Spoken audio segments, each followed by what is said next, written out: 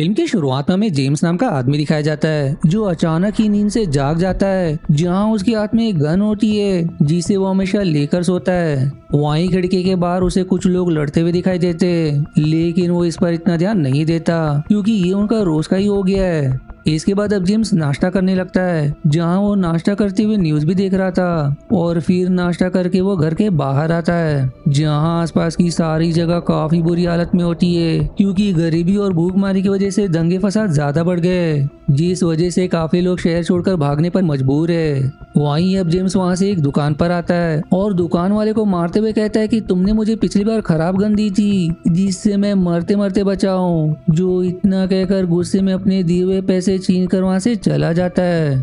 आप जेम्स वहां से एक मीट की दुकान पर आता है और एक मृत जानवर को लेकर अपने घर के लिए निकल जाता है। लेकिन जब वो अपने घर के पास आता है तब एक महिला उसे कहती कि कोई आदमी तुम्हें ढूंढते हुए यहाँ आया था, पर वो इस पर इतना ध्यान नहीं देता और फिर घर के अंदर जाकर खाना पकाने लगता है। लेकिन जैसे ही वो खाना खाने के लिए बैठता है उसके घर का दरवाजा अचानक ही विस्फोट हो जाता है। तब काल नाम का आदमी अपने साथियों के साथ आकर जेम्स पर गन तान देता है, लेकिन जेम्स भी यहाँ कम नहीं था। वो अकेले सभी पर हमला शुरू कर देता है और काल को मारते हुए सवाल करता है कि तुम्हें यहाँ किसने भेजा।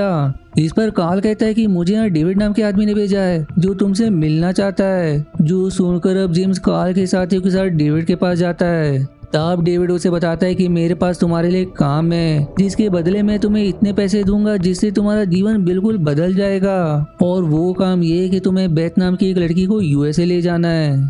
पर ये सुनकर जेम्स साफ मना कर देता है कि मैं यूएसए नहीं जा सकता क्योंकि मेरे ऊपर वहाँ के कई सारे केस चल रहे हैं। अगर किसी ने भी मुझे देख लिया तो जेल में बंद कर देंगे। तब डेविड उसे एक डिवाइस देता है जिसे लगाते ही जेम्स की पहचान बिल्कुल बदल जाएगी, जिससे उसे यूएसए में कोई पहचान नहीं पाएगा। तब ये देखकर जेम्स इस काम के लिए मान जाता है, लेकिन जाते जाते डेविड जेम्स को धमकाता है कि मुझे धोखा देने के बारे में मत सोचना वरना तुम सोच भी नहीं सकते कि मैं क्या कर सकता हूँ। जिस पर फिर जेम्स भी कहता है कि ये बात तुम पर भी लागू होती है। जो इतना कहकर वहाँ से चला जाता है। आप जेम्स एक गाड़ी में सवार हो जाता है और फिर हेलीकॉप्टर उस गाड़ी को उड़ाकर उस जगह ले जाने लगता है जहां से उसे बेथ को लेना है।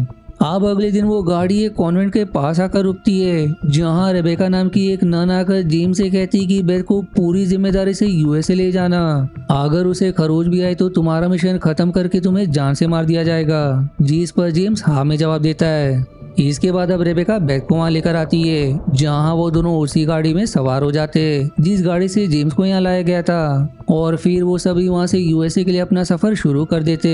आप कुछ देर के सफर के बाद वो सभी एक जगह आते जहाँ से उन्हें ट्रेन पकड़कर यूएसए जाना था। तब वहाँ आने के बाद जेम्स बेथ को बदलने के लिए कुछ कपड़े देता है ताकि कोई उन्हें पहचान ना सके।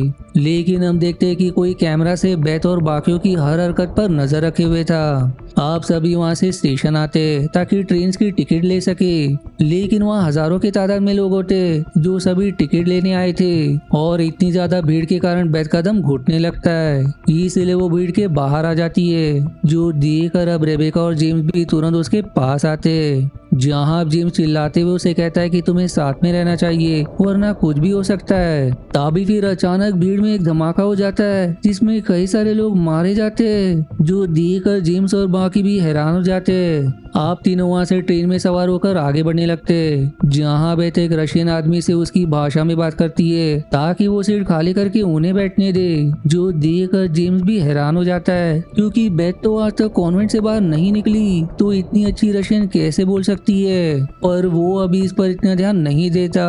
जिसके बाद जेम्स उन दोनों को वहां से एक अंडरग्राउंड जगह पर लेकर आता है, जहां से वो अपने एक दोस्त को भी इस सफर में शामिल करेगा। साथ ही वो उन दोनों को इस बार भी सावधानी बरतने को कहता है कि वो साथ में रहे।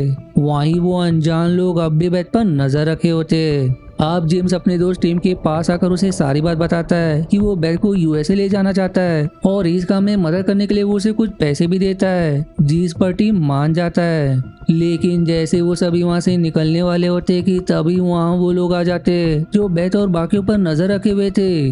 वो जेम्स को डेविड से भी ज्यादा पैसे ऑफर करते ताकि वो बेथ को उनके हवाले कर दे, लेकिन जेम्स ने डेविड को जबान दी थी, इसलिए वो उसे मना करके वहां से जाने लगता है। तब ये देखकर वो सभी उसे लड़ना शुरू कर देते और इस लड़ाई का फायदा उठाकर एक आदमी बेथ को पिंजरे में डाल देता है। वहीं अब जेम्स जब उसके अंदर जाता है तो वो आदमी जेम्स को लड़ने के लिए चुनौती देता है, अगर वो जीत गया तभी वो बेथ को बचा पाएगा, जिस पर जेम्स मान जाता है और फिर उन दोनों में काफी बढ़िया लड़ाई होती है, लेकिन आखिरकार जेम्स उसे हराकर बेथ को बचा लेता है। पर तभी एक आदमी जो बेथ पर नजर रखा था वो उसे कहता है कि हमें तुम्हारे पिता ने यहाँ भेजा है, इसलिए तुम हमारे साथ चलो, लेकिन बेथ उसकी एक नहीं सुनती और फिर जेम्स उन्हें शूट करके मार देता है। इसके बाद अब वो बेथ से वादा करता है कि जिस तरह तुमने मुझ पर भरोसा दिखाया मैं वादा करता हूँ चाहे कुछ भी हो जाए मैं तुम्हें यूएसए पहुंचा कर ही रहूंगा। जो सुनकर बेथ का भी जेम्स के प्रति भरोसा और विश्वास और ज्यादा बढ़ जाता है। आप सभी आगे बढ़ते एक बर्फीली जगह पर पहुंच जाते जहाँ उन्हें सामने एक सबमरीन दिखाई देती है जो उन्हें यूएसए ले जाएगी। तब उस सबमरीन को देखकर सारे लोग उसकी तरफ बढ़ना शुरू कर देते क्योंकि अगर जगह भर गई तो बाकियों को वापिस जाना पड़ेगा। तब काफी कोशिश करके जेम्स और बाकी उसमें सवार हो जाते हैं और उनके जाने के बाद सबमरीन में जगह भर जाती है, लेकिन लोग अब भी जबरदस्ती सबमरीन में घुसने की कोशिश करते हैं जिस कारण से सबमरीन वाले उन्हें शूट करके मारने लगते हैं, जो देखकर अब बेथ उन लोगों पर ही गन तान देती है ताकि वो बाकी सारे लोगों को अंदर आने दे, जिस पर जेम्स उसे समझाने लगता है, लेकिन फिर बेथ कहती है कि मैं महसूस कर सकती हूँ उन सभी का दर्द से तड़पते हुए मरना, इसलिए उन्हें मत मारो, और इतना कहकर वो वहीं बेहोश हो जाती है। आप सबमरीन के अंदर रेबेका जेम्स को बेथ के बारे में बताती है कि वो एक अनाथ है लेकिन उसका दिमाग नॉर्मल लोगों से ज्यादा तेज है। जब वो 2 साल की थी तभी से उसे 19 अलग अलग भाषाएं आती है, लेकिन 3 महीने पहले डॉक्टर ने उसे किसी तरह की दवाई दी थी जिस कारण से बेथ अभी थोड़ा शांत है, वरना वो अक्सर अजीब हरकतें करने लगती है, जो जानकर जेम्स भी हैरान हो जाता है। अब अगले दिन सबमरीन उन सभी को अलास्का छोड़ देती है जहाँ से आगे जाकर सफर उन्हें खुद ही तय करना है, इसलिए फिर वो सभी स्नो बाइक लिए आगे बढ़ने लगते हैं जहाँ टीम जेम्स को बताता है कि यहाँ कुछ फाइटर ड्रोन है जो देखते ही शूट करने लगते हैं, इसीलिए हमें सावधान रहना होगा। और जैसे ही सभी थोड़ा आगे बढ़ते कि तभी वहाँ 2 ड्रोन आकर उन सभी पर हमला शुरू कर देते, इसलिए फिर जेम्स बेथ को टीम की बाइक पर बिठाकर खुद उन ड्रोन का ध्यान भटकाने लगता है, लेकिन फिर एक ड्रोन उसकी बाइक पर ही हमला कर देता है जिससे उसकी बाइक विस्फोट हो जाती है, पर भाग्य से वो बच जाता है। अब बेथ जेम्स के पास आती है जहाँ उसके अंदर एक मेटल का टुकड़ा घुस गया था, इसलिए बेथ अपने हाथों से उसे निकाल देती है, लेकिन अब टीम अपना असली चेहरा दिखाते हुए बेथ का अपहरण करने की कोशिश करता है क्योंकि बेथ बाकी लोगों से बिल्कुल अलग थी, जिसका दिमाग इतना तेज है कि बहुत जल्दी सब कुछ कैच कर लेती है, इसलिए लोग उसकी भारी कीमत देने के लिए तैयार है ताकि उसे खरीद कर उसका गलत प्रयोग कर सके, लेकिन ये देखकर जेम्स टीम को शूट करके वहीं मार देता है।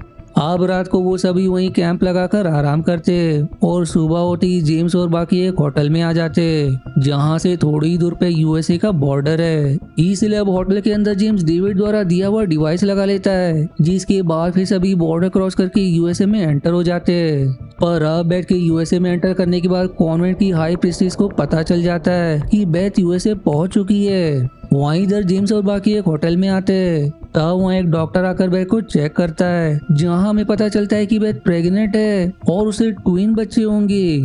इसके बाद अब जेम्स को हाई प्रीस्टेस का फोन आता है जो उसे बेथ को एक गाड़ी में बिठाने को कहती है जिसके बाद उसका मिशन पूरा हो जाएगा, इसलिए अब रेबेका आगे जाती है और उसके पीछे जेम्स और बेथ होते और अब जैसे वो उस गाड़ी का दरवाजा खोलते उसमें वही डॉक्टर बैठा होता है जिसने बेथ को चेक किया था, लेकिन उसे देखकर जेम्स को कुछ अजीब लगता है, इसलिए वो बेथ को उसके हवाले ना करते हुए सभी पर हमला कर देता है जिसमें डेविड और कॉन्वेंट के लोग भी शामिल थे। साथ ही इस लड़ाई में रेबेका भी जेम्स का साथ देते हुए बेथ को बचाने की कोशिश करती है, लेकिन तभी एक मिसाइल लॉन्च होता है जो सीधे जेम्स की तरफ बढ़ने लगता है क्योंकि जो डिवाइस जेम्स ने अपने अंदर लगाया था वो कोई पहचान छिपाने वाला नहीं बल्कि एक ट्रैकर था, जिससे अगर जेम्स ने मिशन में कुछ भी गड़बड़ करने की कोशिश की तो ये मिसाइल उसका खेल खत्म कर देगा, जो जानकर तुरंत जेम्स बेथ और रेबेका से दूर चला जाता है और फिर मिसाइल लगने के बस 1 सेकेंड पहले उसे वैन से टकरा देता है जिससे उसकी जान बच जाती है।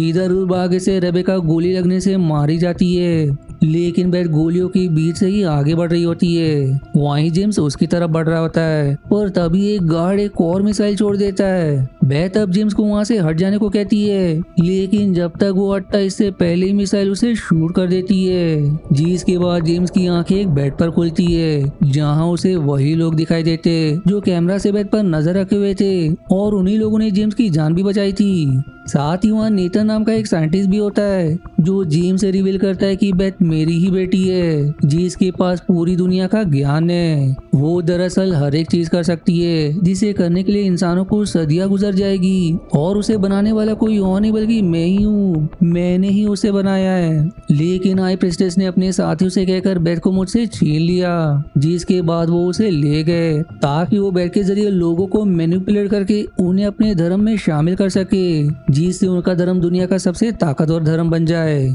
इतना ही नहीं, बेथ के अंदर इतनी ताकत है कि वो अपने जैसे बच्चों को जन्म दे सकती है। यही कारण से हाई प्रीस्टेस ने उसे ले गई ताकि बेथ और उसके बच्चों के जरिए ज्यादा ताकतवर बन सके। साथ ही हाई प्रीस्टेस ने डेविड के जरिए तुम्हें हायर किया ताकि तुम कॉन्वेंट से बेथ को उस तक पहुंचा सको जो यूएसए में है, क्योंकि उसे शक था कि रास्ते में बेथ के साथ कुछ गड़बड़ी ना हो जाए।